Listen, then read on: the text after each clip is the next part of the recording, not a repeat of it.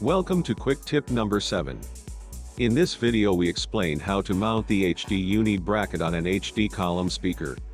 The UniBracket is used for permanent attachment of the loudspeaker to a wall or a mobile installation on the floor or a stage edge. Let's start with the mobile assembly of the HD UniBracket for setting up the loudspeaker as a stage monitor.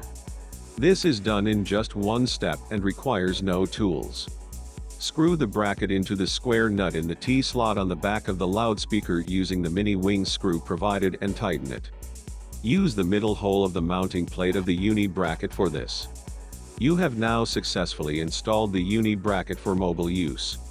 Next, let's look at the assembly of the HD UniBracket for permanent attachment. A Phillips screwdriver PH3 as well as screws and dowels suitable for the surface are required for this step. Screw the bracket and its base plate with at least 4 suitable screws and dowels. The base plate has 4 mounting holes for this purpose, as well as a large hole for fastening mounting clamps for truss mounting or cable ducts.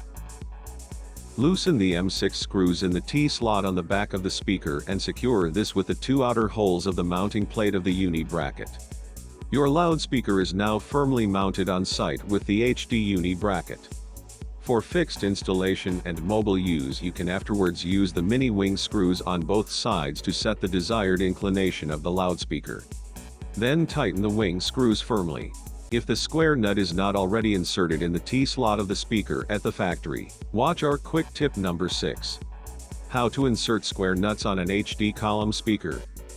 If you have any further questions, just feel free to contact us.